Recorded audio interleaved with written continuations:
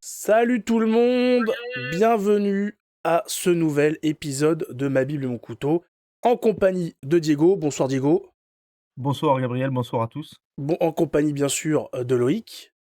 Bonsoir à tous. Bonsoir. Et en compagnie de Mauritius. Bonsoir Gabriel, bonsoir à tous. Bonsoir, bonsoir. Très content de les retrouver. Ils sont dans cette émission depuis maintenant quelques épisodes et ça fait plaisir parce qu'ils ont des choses très intéressantes à nous raconter par rapport au thème à chaque fois. Alors avant de commencer, ce qui a été oublié la dernière fois va être réparé dans ce qu'on peut, dans ce qu'on peut faire. C'est la prière au Saint-Esprit bien sûr, avant toute étude théologique, même avant tout d'ailleurs, avant n'importe quelle action, avant de se lever le matin, on prie, on remercie Dieu de nous donner une journée de plus pour accomplir sa volonté sur terre. Et après, avec le sourire, comment dire, on accompagne, on fait sa journée avec la grâce de Dieu, bien sûr. Alors, on va faire la petite prière au Saint-Esprit et ensuite on va démarrer. Vous allez voir que aujourd'hui, on va pas avoir une émission qui se passe exactement comme d'habitude. Alors, je vais la faire en français et puis au fur et à mesure, on la fera petit à petit en latin, parce que le latin est une langue très très très, en tout cas qui était très utilisée dans l'Église catholique. Au nom du Père et du Fils et du Saint-Esprit, Amen. Venez, Esprit Saint, remplissez les cœurs de vos fidèles et allumez en eux le feu de votre amour. Envoyez votre Esprit Seigneur et il se fera une création nouvelle, et vous renouvellerez la face de la terre. Prions. Ô Dieu qui avez instruit les cœurs de vos fidèles par la lumière du Saint-Esprit, donnez-nous par ce même esprit de comprendre et d'aimer ce qui est bien et de jouir sans cesse de ces divines consolations par Jésus-Christ notre Seigneur. Amen. Amen. Alors, une fois n'est pas coutume, d'habitude on commence par une petite rubrique sur un événement qui a eu lieu dans le moment où on enregistre l'émission, ou sinon on parle des saints, etc. Là, on va regarder une vidéo d'une catholique qui tient des propos qui nous ont, enfin en tout cas, je suis tombé dessus, qui m'ont un peu heurté, je l'ai partagé, et le sentiment a été un petit peu partagé. On a eu comme ça des... Oula, il y a des choses qui sont dites qui sont bizarres. Donc on va écouter un petit peu son intervention, et puis après on va en discuter. Tu peux parfaitement être athée et quand même aller au paradis selon la religion catholique. Bien évidemment, les courants les plus traditionnalistes de l'Église affirmeront qu'il est capital d'accepter Jésus dans son cœur pour pouvoir accéder au royaume des cieux. Cependant, le Concile Vatican II a tranché sur la question en affirmant que toute personne qui ne connaît pas l'Évangile pour plein de raisons différentes, mais qui cherche activement la vérité et souhaite être la meilleure personne possible, peut parfaitement accéder au royaume des cieux. L'Église catholique admet parfaitement le fait qu'il existe des personnes qui rejettent cette religion en raison de leur expérience passée ou encore de leur contexte culturel, mais que cela ne veut pas dire qu'ils vont aller en enfer. Ce qui prime, selon la foi catholique, ce n'est pas le fait de faire partie d'un courant religieux, mais c'est avant tout notre bonne foi. Pour ceux qui viendraient à affirmer que ce que je dis au final n'est qu'un prosélytisme éhonté de la part de l'Église catholique, qui essaierait de se donner bonne image en ne s'appuyant au final sur rien, eh bien je vais vous donner des passages de la Bible où Jésus affirme cela lui-même. Nous avons... Alors, j'ai arrêté à 1 minute, parce qu'on a déjà pas mal de choses qui sont traitées. Donc, cette demoiselle nous dit que tout le monde, catholique ou pas, peut accéder au paradis. Athée, même quelqu'un qui est contre, voilà, que ce soit un ignorant, que ce soit quelqu'un qui est farouchement contre l'Église, contre le Christ. Voilà. N'importe qui peut accéder au paradis, qu'importe ce qu'il croit, ce qu'il dit, à partir du moment où il fait des choses bien et qu'il est gentil. Qu'est-ce que vous voulez commencer à traiter? Est-ce qu'on commence par ce qu'elle dit au début? Tu peux parfaitement être athée et quand même aller au On peut paradis. être athée et aller au paradis. Voilà, je pense que dans un premier temps, Déjà. ce qui est important de traiter, c'est cette Première chose, question. c'est ce qu'elle raconte au début. Peut-on être athée et aller au paradis? Techniquement, non. Étant donné qu'un athée, l'athée ne reconnaît pas qu'il y a une puissance supérieure, donc il n'y a pas de Dieu. à partir de ce moment-là, il se coupe lui-même de Dieu et c'est ce qu'on appelle les enfers. Les enfers, c'est l'absence de Dieu. Donc, techniquement, non. Voilà, Après, un athée, c'est quelqu'un qui dit que Dieu n'existe pas. c'est Tout ça. à fait. Après, Quelqu'un qui je- rejette Dieu, qui nie Dieu, qui ne veut pas servir C'est le c'est bon un Dieu. rejet, c'est effectivement ça, c'est le rejet de l'existence de Dieu, le rejet de l'action de Dieu dans nos vies, et donc le rejet de Dieu dans notre salut. Et le salut, c'est ce qu'on sait, c'est le paradis. Après, je vous laisse développer parce que, étant donné que c'est une demoiselle et qu'on parle de religion, j'ai pas envie d'être taxé de misogyne dans les commentaires. Je vous laisse la Bah, non. parole. Alors, qu'est-ce que Alors, il y a vous... une- Alors, comment vous voulez aborder la chose? Il y a une petite phrase de Saint Cyprien du IIIe siècle, donc qui était un pape, qui est très connu pour cette phrase, qui dit: Hors de l'Église, point de Ouais, salut. salut. Donc c'est une phrase qui a été reprise par le pape Pie XII plus récemment, qui est, je crois, le dernier pape à l'avoir cité.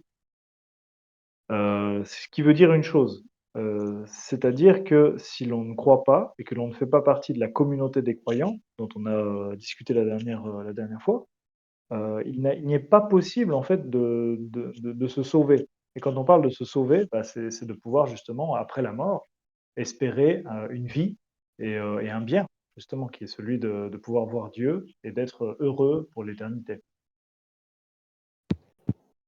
Bah, d'ailleurs, tu peux aussi carrément citer Jésus, hein, qui dit, je sais plus dans quel ordre, mais il dit, je suis le chemin, la vérité Nul ne Et va la au Le vie. Père chemin, que la par le Fils, vérité et la vie. et la vie. Et Donc, nul Père ne que va au par le Père sans passer par moi. voilà. Il est assez clair, il me semble. Mais donc, après, il faut faire la distinction. C'est-à-dire, voilà, quand on parle d'un athée, on ne parle pas de quelqu'un de lambda, on parle de quelqu'un qui a consciemment rejeté l'existence de Dieu. Ce qui n'est pas C'est ça. pareil Oui, tout à que fait. quelqu'un qui est agnostique, c'est ça? Agnostique, oui, tout Voilà, à fait. Ouais. agnostique, qui reconnaît qu'il y a une puissance divine, mais qui ne sait pas, voilà, qui n'est pas, qui ne s'est pas reconnu dans une religion qui existe, etc. C'est pas pareil. Alors, on va écouter la suite pour répondre à ces affirmations. Dit selon la religion catholique. Bien évidemment, les courants les plus traditionnalistes de l'Église affirmeront qu'il est capital d'accepter Jésus dans son cœur pour pouvoir accéder au royaume des cieux. Cependant, le Concile Vatican II a tranché sur la question en affirmant que toute personne qui ne connaît pas l'Évangile pour plein de raisons différentes, mais qui cherche activement la vérité et souhaite être la meilleure personne possible, peut parfaitement accéder au royaume des cieux. L'Église catholique admet parfaitement le fait qu'il existe des personnes qui rejettent cette religion en raison de leur expérience passée ou encore de leur contexte culturel. Alors là, elle parle de Vatican II. Elle dit que donc les courants traditionnels sont clairs là-dessus sur l'accès au paradis. Donc tous ceux qui ne sont pas sur le chemin de la vérité sont exclus in fine du paradis.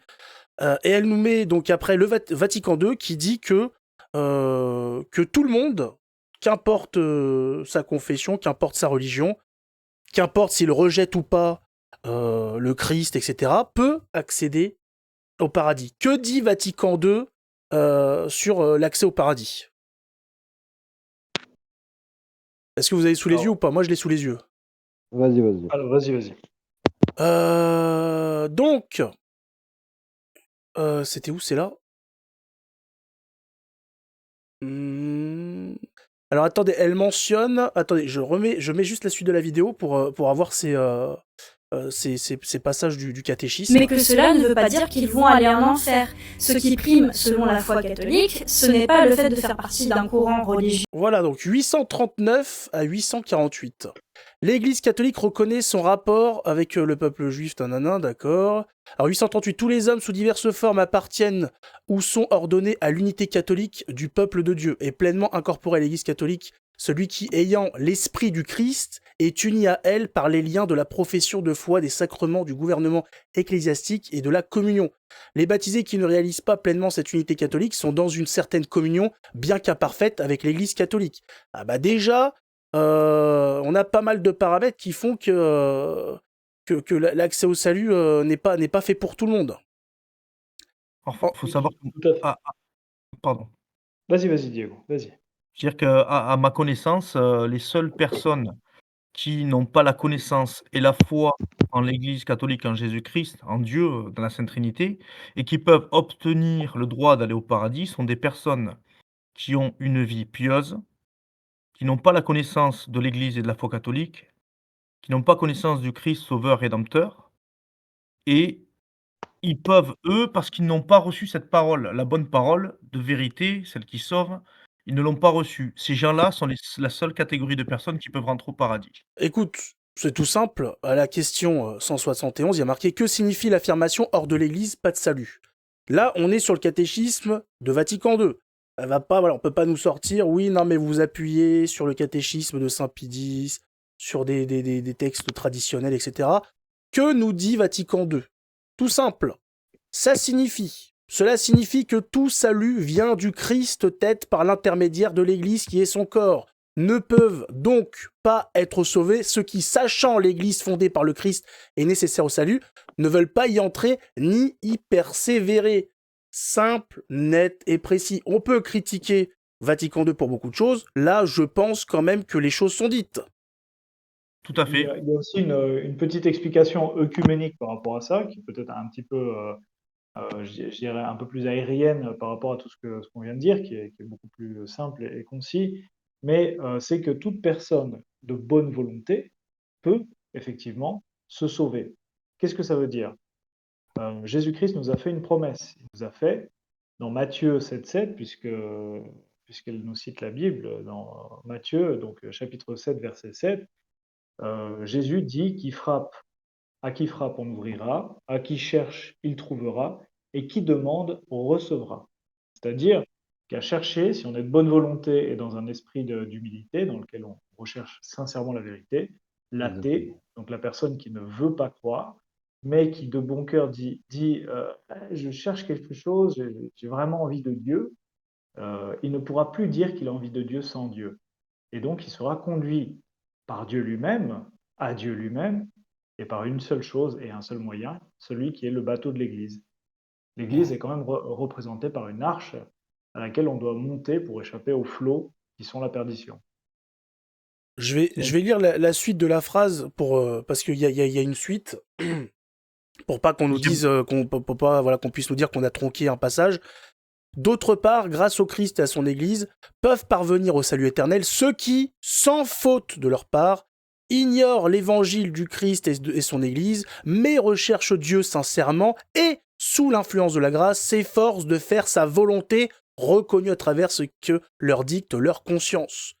Donc, peut être sauvé celui qui n'a pas connaissance de l'évangile du Christ et qui n'a pas connaissance de son Église, qui recherche Dieu, qui est voilà, sous l'influence de la grâce et qui s'efforce de faire sa volonté. Ça met de côté énormément de monde. Toute personne qui a connaissance de l'évangile, toute personne qui a connaissance de l'Église catholique et qui la refuse, se damne tout de suite, immédiatement. Il n'y a pas de oui, non, peut-être, à partir du moment où jusqu'à la fin, jusqu'à son dernier souffle, en ayant connaissance de l'évangile et de son Église, de l'évangile du Christ et de son Église, il a refusé en bloc tout ça, il se damne, il se condamne à l'enfer. Il n'y a pas de discussion possible. Il faut savoir que... que Pardon, vas-y Loïc, s'en prie. je voulais juste préciser que au fur et à mesure des époques qui avancent, il y a de moins en moins de personnes qui n'ont pas reçu la bonne nouvelle. Grâce aux transports qui ont fait de la Terre un village, entre guillemets, et de tous les réseaux de communication, quasiment 100% de la population mondiale a entendu parler au moins une fois du Christ, exception faite de quelques îles très reculées. Voilà. Mais à part ça, toute la planète entière a entendu au moins une fois parler du Christ. Donc, plus on avance dans les âges, plus il y a de personnes qui se damnent parce qu'ils ont tous été mis au courant. Et Après, j'ai on n'a envie pas de dire... tous reçu de la même manière. C'est-à-dire que si dans ta famille, par exemple, et je le dis pour toutes les personnes qui envisagent le baptême, qui ont peut-être été converties, ou peut-être même qui ne pensent même pas à ça, si on vit dans une famille qui est dans un rejet obstiné de la parole de Dieu, on n'est pas responsable de ça. Donc c'est là où on peut aborder le thème de l'ignorance invincible, dans laquelle on ne sait pas que l'Église est un bien. On sait qu'il y a l'Église, on sait qu'il y a ces bâtiments avec des croix, avec des gens qui prient dedans, mais on n'a aucune idée de ce que c'est, ce qu'on peut appeler une ignorance crasse. Mais arrivé à l'âge de raison, si on se pose les bonnes questions, on sera toujours amené d'une manière ou d'une autre à se poser la question de qu'est-ce qu'il y a là-dedans. C'est ça, on se doit de faire le premier pas et de pousser la porte pour aller chercher des réponses. C'est comme Gabriel l'a dit juste avant, demandez et vous recevrez. C'est important, c'est qu'il faut savoir qu'il faut obtenir la grâce du bon Dieu et la grâce du bon Dieu ne s'obtient que par le baptême. Le baptême, c'est-à-dire adhérer à la foi catholique, à l'Église catholique. Mais il faut savoir qu'on peut avoir le baptême tel qu'on le reçoit à l'église. On peut avoir, le baptême de sang, quelqu'un Un qui martyr. ou un martyr et aussi le baptême de désir. C'est-à-dire qu'une personne ayant le désir de vouloir se faire baptiser, une personne, par exemple, sur son lit de mort, enfin une personne qui a un accident de voiture et qui sent, son souffle de vie partir, si elle a à ce moment-là ce désir d'aller vers Dieu, elle est baptisée par le baptême de désir et là, elle pourrait éventuellement être sauvée. Exactement. Exactement. Et puis le baptême de sang, pour donner un petit exemple, quelqu'un qui ne croit pas en Dieu, par exemple, qui ferait un baptême de sang, ce serait, il y a une situation où un enfant est dans une prise d'otage avec sa mère et celui qui a le pistolet vise la mère et sa fille, et puis on s'interpose pour sauver l'enfant. Euh, Même si on ne croit pas en Dieu, le fait de prendre la balle pour cet enfant, c'est un acte de charité qui montre ce que l'on serait capable de donner à Dieu en donnant sa vie pour cette personne, pour cet enfant. Et ça représente un baptême de sang. Et ça vient en rapport avec la phrase que le Christ a citée durant son dernier repas: «Celui qui donne sa vie pour un ami, c'est le plus beau des amours». Exactement. Si je dis pas, c'est la plus belle preuve, d'amour. Voilà. Donc voilà, c'était juste pour faire le rapport. Et le baptême de sang peut justement permettre à une personne d'accéder au paradis. Donc je pense qu'on va en discuter tout à l'heure, mais même si on n'a pas reçu de sacrement chrétien, ce genre de martyr, tout comme le baptême de désir, avec une sincère contrition au moment de la mort, peut nous amener à voir Dieu sans avoir reçu ni de sacrement, ni de quoi que ce soit. L'Église est ouverte à cette possibilité.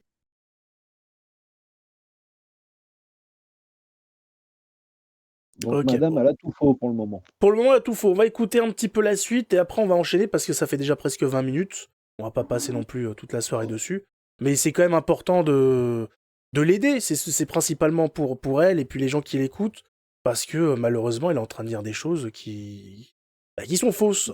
Donc C'est c'est pour ça, en l'aider. fait, je voudrais juste, rappeler qu'on fait pas ça pour, bon, on est un peu taquin, oui, c'est un peu notre tempérament, mais on fait pas ça pour l'accabler ou pour la dénigrer, mais tout simplement pour la ramener à la vérité, qui est, une des 2 jambes de l'église avec l'amour, et par la vérité, on sera libre.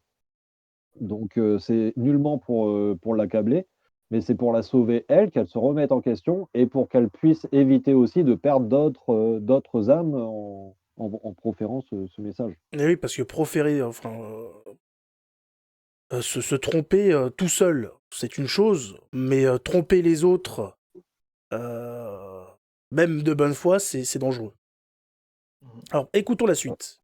Dieu, mais c'est avant tout notre bonne foi. Pour ceux qui viendraient à affirmer que ce que je dis au final n'est qu'un prosélytisme éhonté de la part de l'Église catholique, qui essaierait de se donner bonne image en ne s'appuyant au final sur rien, eh bien je vais vous donner des passages de la Bible où Jésus affirme cela lui-même. Nous avons notamment le verset 25-31-46 de l'Évangile selon Matthieu qui traite du jugement dernier, où Jésus affirme lui-même que les personnes... Alors, elle parle de Saint Matthieu. Est-ce que vous avez le texte sous les yeux? Oui. Alors, qu'est-ce que tu peux nous dire de ce passage? Est-ce que tu peux rappeler le passage parce qu'on ne l'entend pas en même temps que toi? Alors, Attends, je vais juste revenir parce qu'elle, malheureusement, elle le mentionne pas bien. des passages de la Bible où Jésus affirme cela lui-même. Sur le Nous avons courant notamment le religieux, verset où elle parle 25-31 de l'Église catholique comme un courant religieux, c'est ça? Non, c'est qu'elle mentionne que dans la Bible, il est dans Saint Thomas, enfin dans le Évangile de Saint Matthieu. de Saint Matthieu, il est expliqué que tu peux accéder au paradis même si tu n'es pas. Eh bien, je vais vous donner des passages de la Bible Alors, où je sais Jésus pas ça. affirme cela Je suis pas sûr qu'elle ait lui-même. le Nous même avons évangile notamment que le moi. verset 25-31 Alors, elle dit ouais. verset 25-31. 46 de l'évangile selon Matthieu qui traite du jugement dernier, où Vas-y, Jésus Gabriel. affirme lui-même Ou chapitre que les 25-31, verset 34-40, 34-40 tout court. Alors, moi j'ai la vidéo sous les yeux, donc je vais lire le passage. tu peux Alors le problème c'est qu'après sa Bible, moi je la connais pas.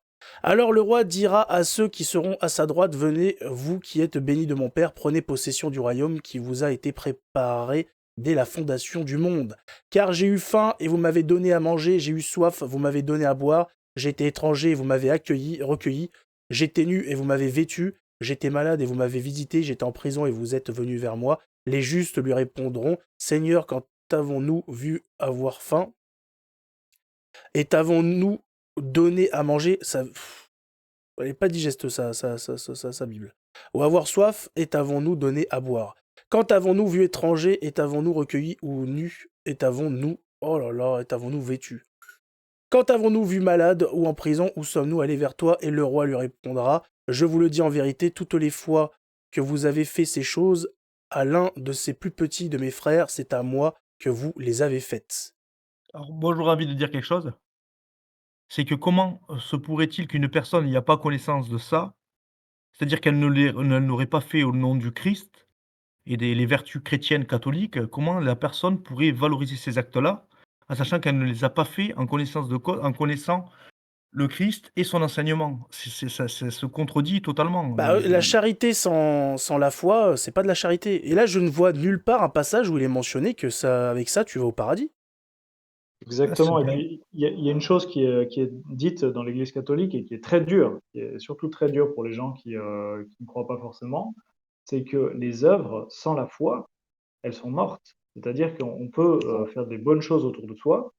Si on ne les fait pas dans un but qui soit complètement désintéressé et pour l'amour de Dieu, donc l'amour de l'autre également, eh ben, ça n'a aucune valeur pour son salut. c'est Ouais, caduc. ne pas confondre, charité et bonne conscience. Alors j'ai envie de faire un petit parallèle, si vous voulez, avec, dans l'islam, la foi musulmane. Ils ont ce qu'ils appellent les hasanats, c'est les en gros des bons points qu'ils auraient par rapport aux actions qu'ils font.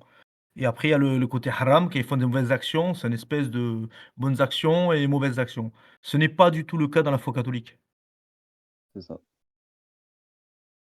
Bon, voilà, bon, on est qu'à la moitié, bah, même pas. Voilà, on voit que malheureusement, le discours de cette demoiselle, c'est un petit peu n'importe quoi. On va enchaîner parce qu'on peut pas se permettre de passer autant de temps sur elle. On fera des émissions où ce sera vraiment ça, en fait, où on attaquera tous ces sujets spécialement, voilà. On prendra des vidéos comme ça, de ces gens-là, en leur proposant pourquoi pas un droit de réponse. Ce Bien sera sûr. intéressant, voilà, même de les inviter à débattre pour comme ça pouvoir confronter et un petit peu comprendre pourquoi un tel a interprété ça. Parce que là, j'ai l'impression qu'en fait, elle nous fait un petit peu du protestantisme, quoi. Elle interprète un petit peu les passages comme elle veut. Même le catéchisme de l'Église de Vatican II actuel, elle l'interprète un peu à sa façon, elle fait un remix.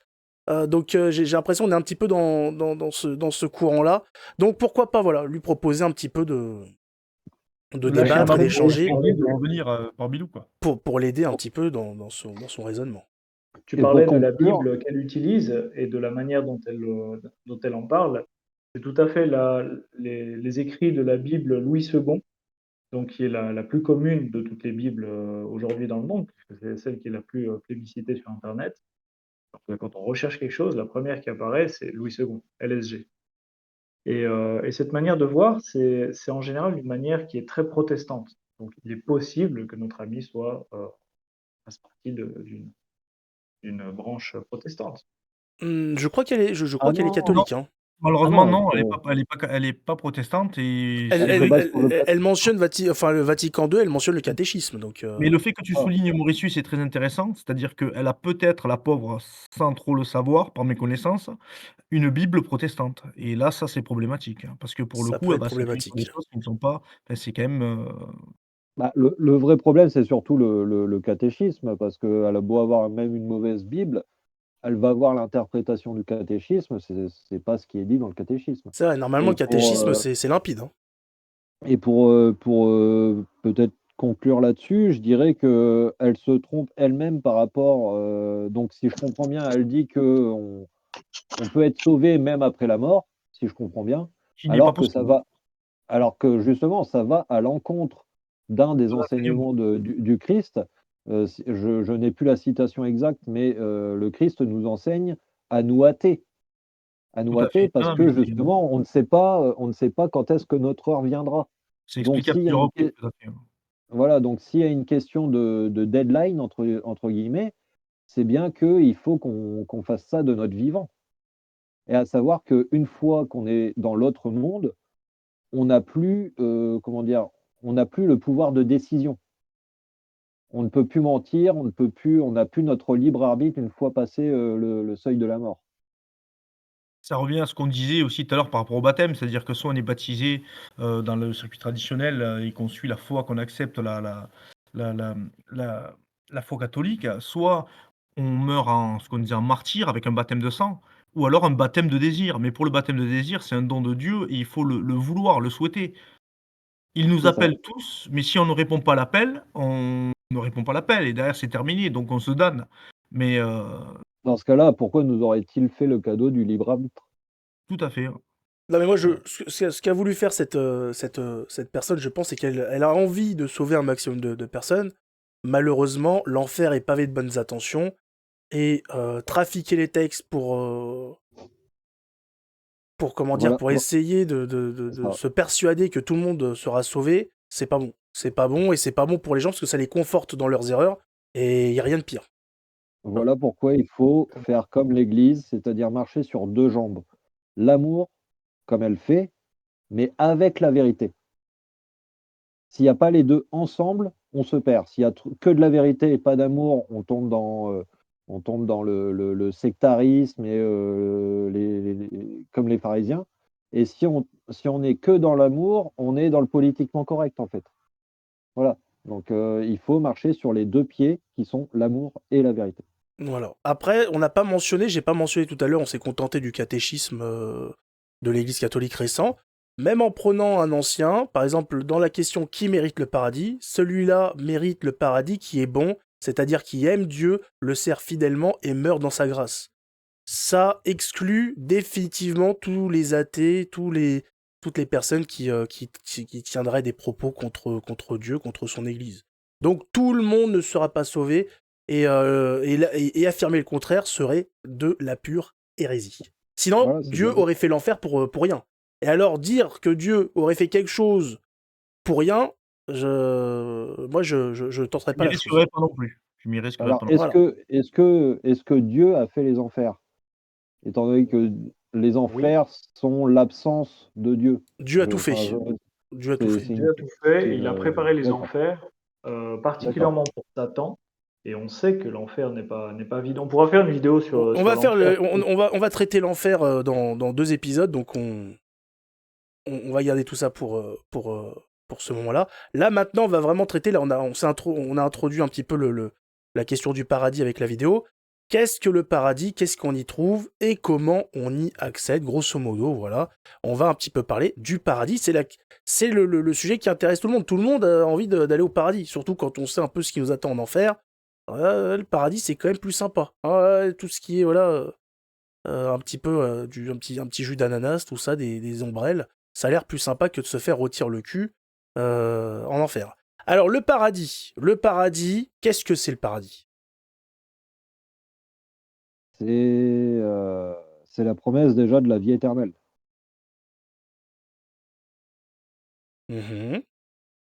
C'est le Donc royaume que notre Seigneur a préparé dans les cieux quand il dit que mon royaume n'est pas de ce monde et il est le le roi des cieux. Donc c'est là où on souhaite tous aller, on souhaite que le monde entier puisse y aller, mais pour cela, malheureusement et heureusement, quelque part, il y a certains critères qu'il faut avoir. On les a déjà cités plus ou moins un peu avant. Il y a des choses à faire pour pouvoir accéder au paradis. Alors ça, c'est encore Et autre moi, chose. ça me fait Le beaucoup trop doux. paradis, en tout cas d'un point de vue catholique, est conçu comme l'état ultime de bonheur et de communion avec Dieu.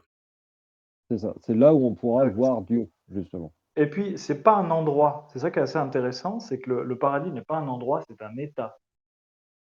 C'est ça, ouais, oui. Quand on meurt, on se dit souvent, ah, on va aller au paradis, dans le ciel, un endroit physique. En réalité, c'est un état de notre conscience, de notre âme, qui, Voilà. elle, est immortelle. Et on peut avoir soit un état d'enfer, soit un état de paradis.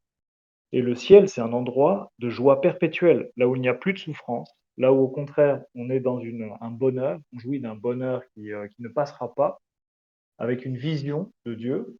Donc on va pouvoir voir Dieu, on va pouvoir parler avec lui, comprendre toutes les vérités sur notre vie, sur le monde, tout ce qu'on veut.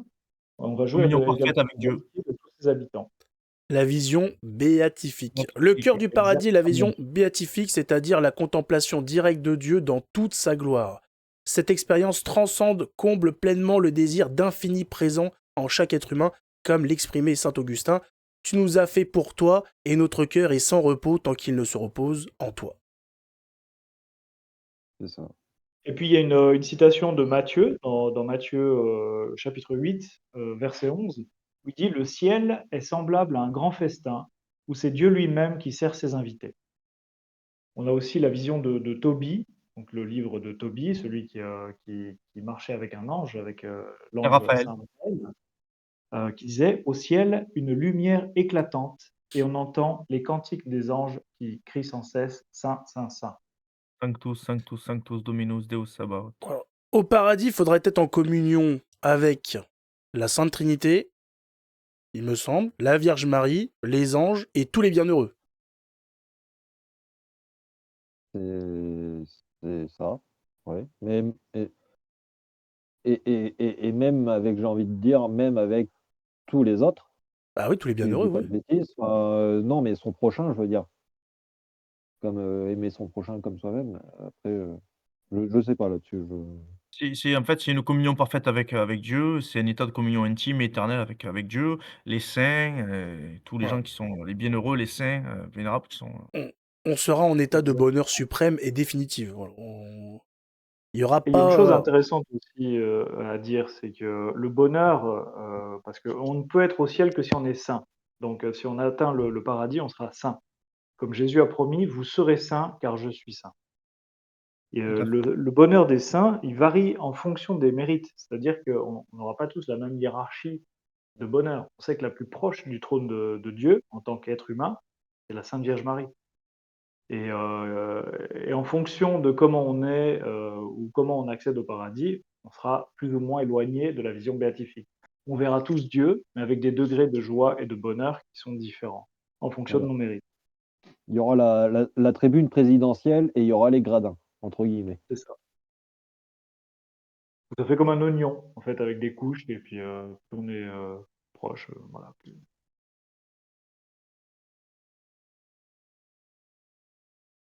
Ah voilà, là, j'avais supprimé un Un ange, truc. un ange passe. Un ange passe, oui, c'est que j'étais en train de chercher. Alors, on a parlé grosso modo là. Qui on trouve au paradis? Enfin, c'est-à-dire, Euh, on a parlé de la hiérarchie terrestre. Parlons de la hiérarchie présente au ouais. paradis. Alors la hiérarchie céleste, on a, alors on commence du bas vers le Ouais, haut. on va commencer par le bas. Alors le bas normalement, si je dis pas de bêtises, bah, c'est nous les humains, entre guillemets. Ah non, on n'est pas dans la hiérarchie, il me semble, hein. Si, Non on mais, est dans la je veux dire, hiérarchie, une fois au on ciel. une fois au ciel, on est, alors, j'avais une question justement là-dessus, je vais peut-être, poser la question que d'autres se posent aussi, chez les auditeurs. Est-ce que l'homme est élevé au-dessus ou en dessous des anges? Étant donné que le créateur a demandé, aux anges de s'incliner devant, l'homme.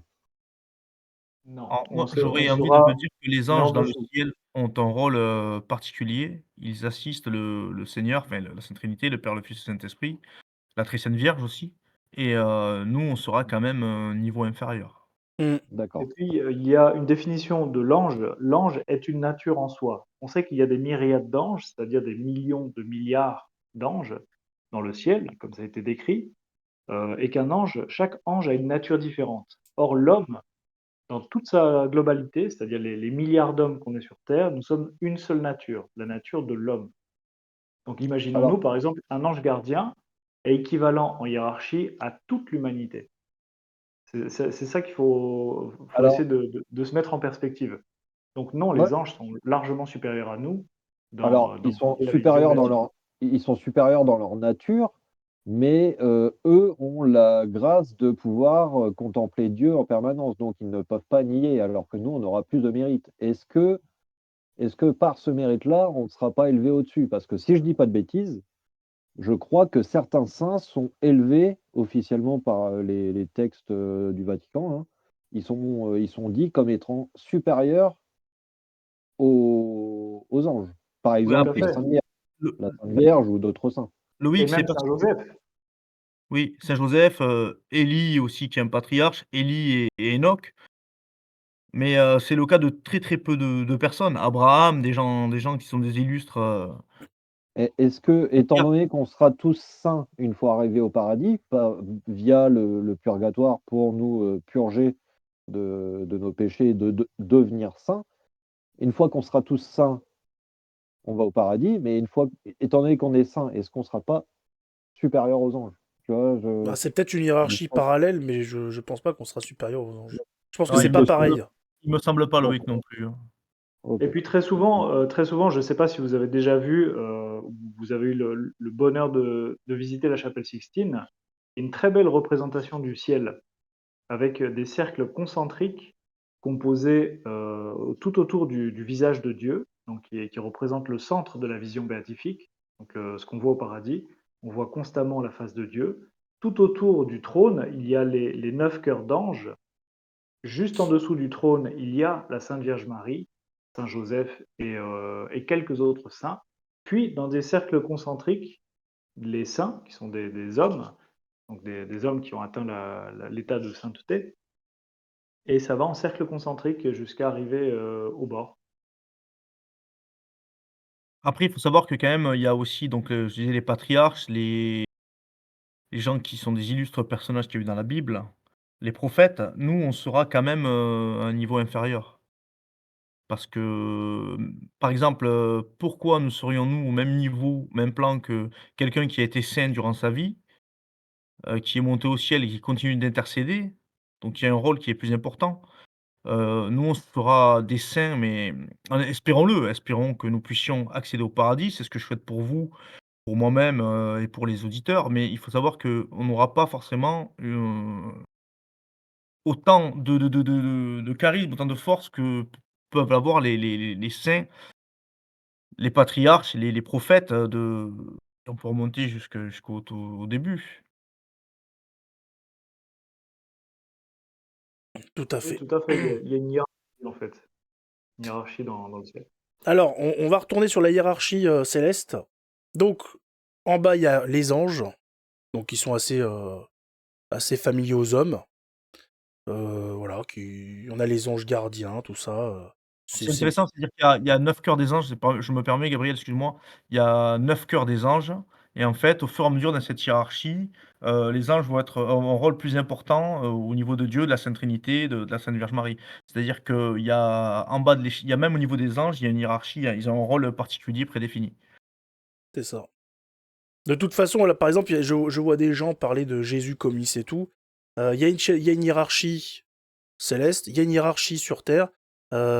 Si Jésus a eu les apôtres, etc., c'est que il y a pas, il est pas, c'est pas le fondateur de l'anarchisme ou quoi. Nous devons comment dire, calquer nos régimes, etc., sur ce qu'a fait Dieu, parce que c'est le meilleur exemple.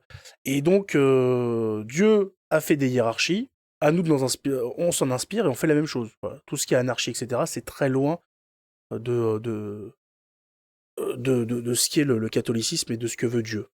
Bah, c'est totalement l'inverse d'ailleurs, j'ai même envie de dire Oui. carrément. Au-dessus des anges, on a les archanges. Alors, c'est une question, les archanges, on en connaît, mais est-ce qu'on les connaît tous? Ah ah! On en connaît 3. Apparemment, il y en 3 a sont 7, cités dans la il y en Bible. a 7 des archanges, mais dans la tradition juive, et nous on en connaît 3 en particulier. Voilà. Il y en aurait 7, mais on n'en connaît que 3. Donc il y a l'archange Gabriel, Gabriel, l'archange Le messager de Raphaël Dieu, et le médecin l'archange de Dieu, Saint-Michel. Saint-Michel. Voilà, prince c'est ceux des qu'on armées connaît. célestes. Après, je crois que les orthodoxes, eux, ils en ont 4. Ils ont Uriel aussi. Voilà. Uriel, ouais, effectivement. Voilà. Nous, on est sûr et certain du nom de 3 archanges. Le reste, on ne peut pas affirmer qu'on les connaît. Donc, on reste sur ça. Ensuite, Et au-dessus, il les y a les archanges, principautés. Vas-y, Kissia. les archanges sont les messagers de Dieu. Oui, ce sont les messagers extraordinaires de Dieu auprès des hommes. Voilà. Là, on commence à monter en hiérarchie, ça commence à devenir sérieux. Ensuite, il y a les principautés. Qui sont le 7e cœur des anges. Tout à fait, le 7e. Alors Qui est- leurs principaux gouvernent les nations et les peuples. Ils veillent à ce que l'ordre divin soit respecté dans les royaumes terrestres et guident les dirigeants dans leur rôle. Voilà. Il faut savoir qu'il y a normalement, enfin il n'y a pas normalement, il y a un ange qui est pour chaque pays dans le monde. Voilà. Ils dirigent et éclairent les anges et les archanges, et leur mission est de faire régner un certain ordre sur Terre. Enfin, ils ne laissent pas non plus faire n'importe quoi sur Terre, il y a certaines limites qui ne peuvent être franchies. Donc là, on était sur le 3e degré, c'est les plus proches, c'est ceux qui sont le plus proches des hommes. Ensuite, on a la hiérarchie intermédiaire qui commence par les puissances. Ils font partie du 6e cœur des anges. Voilà, c'est les 6e. Qui travaillent au rapprochement de l'influence divine et du genre humain. On commence à avoir des trucs très spécifiques. Au-dessus, on a les vertus, Le 5e cœur des anges. voilà, qui symbolisent la force et la vigueur. On les invoque pour se redonner force et courage. Est-ce que vous avez quelque chose à rajouter sur... Ouais, moi j'ai dans le rôle des vertus, le rôle des vertus, ce sont des anges de la grâce divine. Ils confèrent aux hommes les forces spirituelles nécessaires à accomplir la volonté divine, en particulier dans la vie chrétienne, donc c'est ce que tu as dit, Gabriel. Voilà. Ensuite, domination, 4e cœur des anges. 4e, qui transmettent les commandements de Dieu aux entités inférieures et sont en charge de l'ordre universel. Là, on est sur... à part, On Et voit ce qui est qu'au fur et à intéressant, mesure, parce qu'il y a une chose qui est très intéressante sur cette catégorie d'anges, c'est sur tous les aspects ésotériques touchent en général aux dominations. C'est-à-dire que les gens qui pratiquent de la magie, ici on a beaucoup un truc, c'est une sorte de sorcellerie blanche qui se fait beaucoup en Suisse, qui s'appelle le secret, et qui fonctionne notamment avec des dominations. D'accord. d'accord, c'est intéressant, je ne savais pas ça. et on dit elles sont libérées des passions, des dépraviations et des tentations. C'est ce que je suis en train de voir. Alors là, on était sur le 2e degré, la hiérarchie intermédiaire. Maintenant, on va attaquer le 1er degré, les anges les plus proches de Dieu. Voilà, à savoir que donc les anges ont une certaine distance de Dieu. Tous les anges ne peuvent pas s'approcher de Dieu. Comme les humains, il y a aussi il y a des niveaux au paradis. Selon la personne qu'on a été, on sera plus ou moins proche de Dieu. Quelque chose Ouais, à savoir. Alors, ça commence par Donc, c'est les trônes, les trônes, exactement. c'est ça. 3e Qui cœur des forment anges. T'as dit combien le? 3e cœur 3e. des anges. D'accord, ah oui. Le troisième cœur, Troisième cœur troisième cœur des anges, d'accord. Et là, je vois, moi, c'est écrit, je trouve, forme le 7e cœur de la hiérarchie céleste. Donc oui, en partant du bas, ça fait la 7e, d'accord. Il Ouais. personnifie la justice et l'autorité de Dieu. D'après Denis l'Aréopagite, ils sont complètement sourds à toute tentation humaine et ont le privilège de servir de siège à Dieu et de fondation au monde, d'où leur désignation. Ils exercent la justice divine pour organiser le monde matériel et y inspirer les représentants de l'ordre. C'est ça. Donc, Ils portent la justice divine. L'autorité ça. céleste. Voilà. Leur vertu est l'humilité et ils sont la voix de Dieu auprès des hommes. c'est ça. Voilà.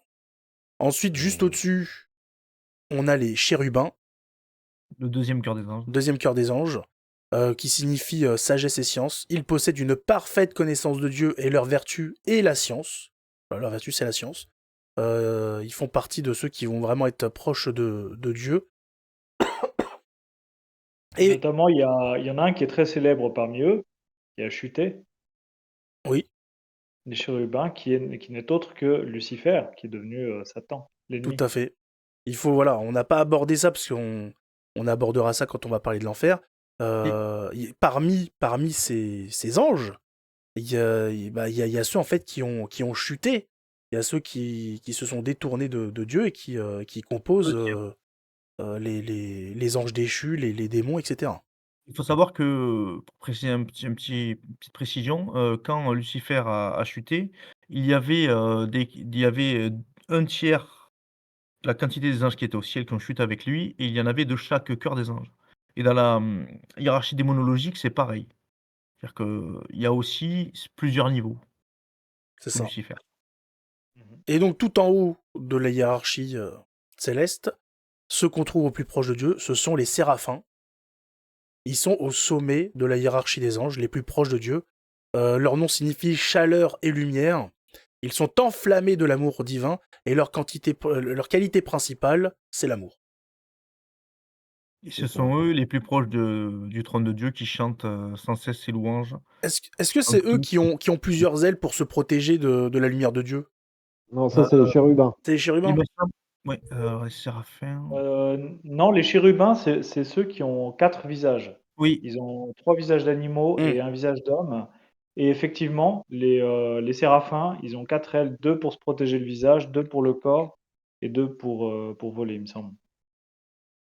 Il Non, me semblait. chacun, alors, de chacun, alors attendez. Ils apparaissent dans la vision d'Isaïe, où leur chant de louange est à l'origine du Sanctus. Et donc, dans la vision d'Isaïe, il dit: Dans l'année où mourut le roi Osias, moi cependant, je vis le Seigneur siégeant sur un trône haut et élevé, et les pans de son vêtement remplissaient le temple. Des séraphins se tenaient au-dessus de lui, chacun avait 6 ailes. Avec 2, il tenait sa face couverte, et avec 2, il tenait ses pieds ouverts, et avec 2, il volait. Ses pieds couverts, ses pieds couverts. Et avec deux, il volait. Donc 2 pour se couvrir la face, 2 pour se couvrir les pieds, et 2 pour voler. C'est ça. C'est d'après la vision d'Isaïe. Ils sont tellement proches de Dieu de l'émanescence de la lumière que, en fait, s'ils se protégeaient pas, ils seraient. D'ailleurs, en parlant de ça, vous devez savoir que Abraham a demandé, je ne sais pas si c'est Abraham ou si c'est Moïse, qui a demandé à Dieu: «Je veux te voir». Et Dieu a dit: «Prosterne-toi, car si tu me voyais en face, tu brûlerais de par, ma lumière». Voilà. Ouais, c'est vrai. C'est pas possible. Ça serait À deux- très dangereux. alors, Et puis, bien on a évidemment, au centre, c'est Dieu. Hein. pardon, excuse-moi Gabriel, on n'avait pas précisé dans les chérubins, parce que j'avais un doute entre les chérubins et les séraphins. Oui, vas-y. Mais quand Adam et Ève, ont été chassés du paradis, c'est un chérubin qui gardait, les portes du Les paradis portes qui du étaient par paradis. terrestre en Mésopotamie. Donc il était là, pour leur empêcher de pouvoir rentrer. À savoir que tous les anges ne sont pas, comme on les imagine, des hommes avec une paire d'ailes. Là, comme on l'a vu avec les séraphins, etc., ou avec les chérubins, il y en a, quand ils sont apparus aux êtres humains, la première chose qu'ils leur ont dit, c'est n'ayez pas peur. Parce que de la description qu'on en a dans la Bible, il y en a effectivement qui ont une image assez Ouais, particulière. ils sont très impressionnants, notamment, justement les chérubins avec les têtes d'aigle, de lion, enfin c'est quelque chose qui, de là au-delà de voir un ange, d'être surpris de voir un ange, il y a aussi le choc, visuel de les voir, comme ils sont représentés. C'est C'est ça. c'est quelque chose qui doit vraiment être troublant. Ah oui, oui, bah, si, Grâce à l'IA qui existe aujourd'hui, ou même grâce à d'anciens artistes, vous pouvez regarder sur Internet à quoi ressemble un ange selon son grade. Vous verrez que c'est pas forcément l'image qu'on en fait dans l'imaginaire collectif. Mm. Oui, on est très loin de la tête d'enfant avec des petites ailes qui se baladent et Voilà, qui représentent les chérubins, effectivement. voilà. C'est ça. Qu'est-ce qu'on n'a pas abordé Bah, au centre de tout ça, il y a Dieu, bien sûr. Voilà. Tout ça est un dogme. Voilà, on ne discute pas de la hiérarchie céleste.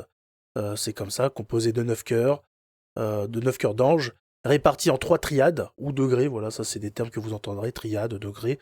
On a parlé de degrés ce soir. Tout ça a été, je ne sais pas si vous avez poussé jusque-là, ça a été élaboré, donc bien évidemment on a eu des docteurs de l'Église qui ont étudié les textes, qui ont cherché un petit peu à comprendre, qui ont cherché des messages qui étaient pas faciles à voir au premier regard. Et donc tout ça, on le doit, il me semble, à un docteur de l'Église du 5e siècle. Celui qui a fait la hiérarchie, enfin celui qui a mis sur papier la hiérarchie, c'est ça que tu veux dire? Ouais, qui a élaboré la hiérarchie par rapport à ce qui était indiqué dans la Bible. Saint Saint Thomas d'Aquin, si je dis pas de bêtises? Alors, il a affiné effectivement, Ah d'accord, OK. mais il s'est inspiré de la Bible et de ce qu'avait fait, je sais plus comment il s'appelait, c'était Denis, je sais plus. Denis, c'est celui que j'ai cité tout à l'heure. Voilà, Denis. Le pseudo Denis. Alors, le pseudo Denis est un écrivain néoplatonicien converti au christianisme. Dans son ouvrage intitulé La hiérarchie céleste, la satisfaction angélique correspond à une triple intention de l'auteur: s'aligner sur la théologie néoplatonicienne, théoriser la vie spirituelle et en un sens justifier l'émergence d'une hiérarchie dans l'Église. Voilà, donc Voilà. c'est lui, Alors, c'est l'initiateur. Après, saint Thomas d'Aquin s'est occupé de bosser tout ça. Et si vous ne savez pas qui est saint Thomas d'Aquin, sachez que c'est quelqu'un de très très très important dans les travaux qui ont été menés par les docteurs de l'Église. c'est ça. Qu'est-ce qu'on peut rajouter sur le paradis? Vite fait, comment on y accède au paradis? Parce que voilà, on a vu un petit peu la hiérarchie, on a vu qui on y trouve. On y trouve bien évidemment tous ceux qui sont morts en état de grâce. Donc que ce soit les saints ou que ce soit des gens de tous les jours qui étaient en état de grâce. Comment on y va au paradis? Est-ce qu'il suffit d'avoir un ticket? Faut payer? Comment ça se passe? Pour entrer Alors au dans l'ordre, paradis, excuse-moi Loïc, pour entrer au paradis, il faut être en état de sainteté. C'est-à-dire que nul ne rentre au paradis s'il n'a expié ses fautes et heu et on devient par la même occasion des saints. Après, c'est vrai qu'il y a une hiérarchie, on ne sera pas nous saints au moment où on y accède en espérant y accéder, par rapport à des gens qui ont été saints déjà de leur vivant. Hmm. Heu, Ça c'est important à dire. ouais.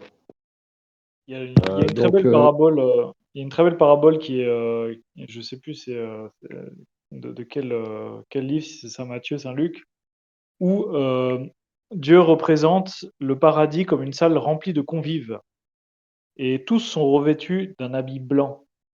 c'est ça. Et celui qui n'est pas revêtu d'un habit blanc est chassé et jeté au feu, donc c'est-à-dire en enfer. Alors Cet là, habit ça blanc, s'apparente aussi au jugement dernier. Parce qu'il faut savoir hem, que, il y a aussi cette particularité, c'est qu'au moment du jugement, pour l'instant, les gens Ah oui, vont effectivement. Heureusement que tu en parles, Diego. J'allais oublier de mentionner mais cette le affaire. souci, c'est Effectivement. que je savais pas trop quand le «placer» entre Vas-y, guillemets. vas-y. Le jugement C'est-à-dire dernier. que le jugement dernier, c'est pour ça que nous enterrons nos morts. Nos corps doivent rester, doivent aller à la terre pour revenir de la poussière, ils reviendront. Au moment du jugement dernier, les gens qui sont au purgatoire, peuvent être au purgatoire, certains, jusqu'au moment de ce jugement-là.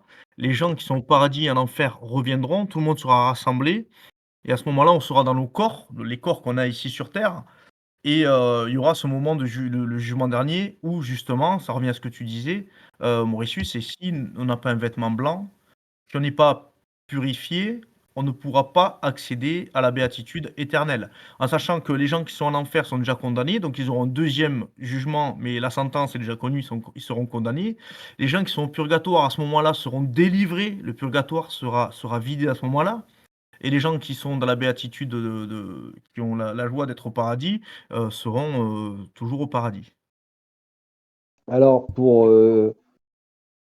comment dire, contrecarrer quelques petits malins qui pourraient venir dans les commentaires et dire: «Ah oui, mais dans ce cas-là, ceux qui sont morts de maladie, pendant la peste, par exemple, et qui ont été, brûlés, eux, ils iront pas au paradis alors que c'était pas de leur faute». Alors ça, c'est pas du tout, pas du tout la vision catholique. C'est que déjà, si on se fait enterrer, si on se fait brûler de notre plein gré, c'est déjà pas pareil. Et à savoir que, ben, on pouvait quand même récupérer les os après on enterrait les os après avoir, brûlé les corps Mm. Et à puis l'époque même, des alors que Loïc, de maintenant, toute façon, il y a plus d'ossements, du tout maintenant pour, quand vous récupérez une urne funéraire avec les cendres, il y a plus aucun ossement. Donc, là, c'est pas mais pareil. de toute façon, dans ce cas-là, même s'il ne restait absolument rien de nous sur Oui, cette oui, oui, terre, oui. Oui, oui. on ressuscitera de toute façon avec un corps qui Oui, tout est ressemblera voilà, de beaucoup au corps qu'on avait sur la terre, mais qui sera voilà, glorieux. ce sera notre volonté qui sera jugée. C'est Si ça. on a eu la volonté de détruire notre corps ou pas. Et j'ai un truc qui me vient à l'esprit, là, les amis, c'est que il faut savoir que, une personne, par exemple, qui a été aveugle, qui est née avec une cécité, Ne depuis sa sera naissance, Oui, c'est vrai. C'est vrai, je vois où tu au veux en venir. aura, au paradis la vision. Une personne Exactement. qui est née, sans jambes ou qui a eu un accident qui a fait qu'elle a eu les jambes coupées, qui va vivre, toute une le reste de sa vie, admettons 20 ans après son accident avec les jambes coupées, quand il arrivera là-haut, il aura ses jambes. Les gens Voilà, qui ont des infirmités, qui ont des problèmes, des maladies, n'auront plus ces maladies-là, à c'est ce ça, moment-là. Il manquerait exactement. plus qu'aller au paradis, handicapé, quoi. Ce serait quand même, dommage, quoi. Alors je ne sais pas ce que pense la jeune fille dont on a traité la vidéo tout à l'heure, peut-être qu'elle va nous dire un truc, un peu différent, mais non, non, non, justement, il y a cette chose-là et ce qui est intéressant, je fais juste une petite parallèle, enfin, une petite parenthèse. Les gens qui ont vécu des expériences de mort imminente, qui ont expliqué qu'il y a des gens qui étaient aveugles, qui sont montés, qui ont eu cette expérience de mort imminente où ils ont été, quelque part en haut, hein, je pense aux portes, quelque part du jugement, avant ça et qui ont expliqué qu'ils avaient vu, alors qu'ils n'avaient jamais vu de leur vie et les gens sont revenus et expliquaient ça. Il y a beaucoup de cas comme cela, comme celui-ci, pardon. Ouais. Voilà. Donc oui, oui. Il faut savoir que le paradis, enfin, c'est pas vraiment une étape, mais il y a une attente jusqu'au jugement dernier, puisqu'à la résurrection des corps, à la fin des temps, les élus seront glorifiés en corps et en âme. Il ne s'agit donc pas d'un état purement spirituel, mais d'une existence pleinement incarnée. Voilà. On ne C'est sera pas ça. que des êtres spirituels. Au moment du jugement dernier. Voilà, il faut bien différencier les 2 jugements. Le jugement personnel, une fois qu'on passe le trépas, savoir si on monte directement au paradis ou, au purgatoire ou en enfer. Ou alors, il y a ensuite plutôt le second jugement qui est le jugement dernier quand tous les vivants et les morts, parce que quand le jugement dernier arrivera, il y aura encore des vivants sur Oui, terre et eux Oui, tout à fait, tout à passeront fait. directement d'un état à l'autre. tout à fait. Et donc pour aller au paradis, lisez dans le catéchisme, vous avez tout. On avait parlé dans une des émissions précédentes. Voilà. Il y a les commandements Il de Dieu, les commandements de l'Église. C'est Ensuite, il y a ça. bien évidemment la Reconnaître confession. le Christ reconnaître le Christ, Ah bah oui, bah premièrement après déjà. oui, bah je parle, voilà, si le chemin a déjà été fait avec le baptême et tout. Sinon, il faut commencer effectivement par le commencement. Si c'est au début, effectivement, il va falloir commencer à s'approcher de son église, demander le baptême, et ensuite Puis faire tout le reste. et puis il n'y a Voilà. pas de raisons personnelles, qui peuvent, que Dieu puisse comprendre, qui nous éloignent complètement de lui. C'est Tout à fait. incompréhensible. C'est un choix. Et si vous faites le cheminement en étant déjà dans une vie maritale, etc., renseignez-vous bien sur, sur les comportements à avoir entre le baptême, la confirmation la première communion, parce qu'il y a des choses à respecter. Voilà. Si vous êtes Voilà. célibataire ou etc., ce sera plus simple. Et pour tous ceux qui, alors, loin de moi l'idée de juger, hein, parce que ça pourrait peut-être m'arriver un jour, Dieu m'en préserve, mais les couples qui viendraient à divorcer, à savoir que là-haut, vous serez réunis aussi. Et si vous avez eu un deuxième, troisième mari, deuxième, troisième femme, je ne sais pas comment ça va se passer pour le coup. Étant donné qu'on sera à la fin des temps, après le jugement dernier, réincarné physiquement. Donc, comment ça se passe, ça, je ne sais pas trop, mais il vaut mieux y réfléchir quand même à 2 fois. En sachant qu'on a beau aimer une personne, avoir eu une vie avec elle et avoir été nous dans cette démarche de vouloir espérer le ciel, d'avoir cette foi, on risque, je l'espère, être sauvé, mais peut-être que notre partenaire, notre femme, la personne qu'on a aimée le plus au monde, n'a pas été sauvée. Donc c'est pour ça qu'il est important aussi de propager la parole. Exactement. On ne peut pas rester en silence. Ouais. C'est faire acte de charité, justement, ça. De, de vouloir sauver Il faut les avoir, âmes des autres. il faut avoir de la pudeur et de l'humilité, c'est-à-dire ne pas être sans arrêt en train de crier sur tous les toits, mais il faut faire acte de charité également, c'est-à-dire dès que l'occasion se présente, de parler de Dieu, parce qu'à la fin, c'est l'objectif de la vie. Voilà. Comme quand on conseille un ami de faire ou de ne pas faire une chose parce qu'on sait que c'est bon pour lui. C'est exactement pareil. Ça relève de la charité. On se doit de le dire. On se doit de dire la vérité, même si ça ne plaît pas. Tout à fait. Vous avez autre chose à rajouter? C'est tout. Bah non. Logiquement, je voulais juste dire que logiquement, si je dis pas de bêtises, après je peux me tromper très largement, mais comment dire, l'étage, on va dire, qui est le plus occupé, logiquement, c'est celui du purgatoire. Hmm. Je me dis peut-être des bêtises, mais c'est là où on est, Et enfin, en tout cas c'est pour ceux difficile, qui. Loïc, excuse-moi, c'est difficile à juger réellement, pour plusieurs raisons, mais c'est compliqué. Ouais, c'est compliqué à Savoir juger, ouais. que dans le monde actuel dans lequel on vit, malheureusement, je pense que l'affaire doit être, vraiment bien peuplée aussi. Ah, il y a peut-être des bars HLM aux enfers. Peut-être, ils ont peut-être dû se serrer un petit peu.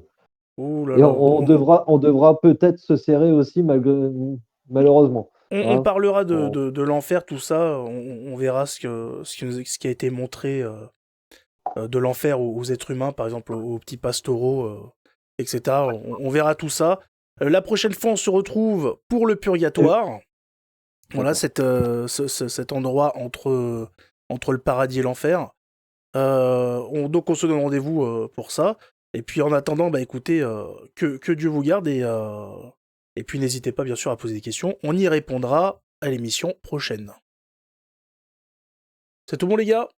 C'est tout C'est tout bon, bon. merci, Que Dieu les vous gars. Excellente garde. soirée. Allez, Merci bah beaucoup. merci à vous et puis à la prochaine. Hein. Et bah, à la prochaine. Bonne soirée.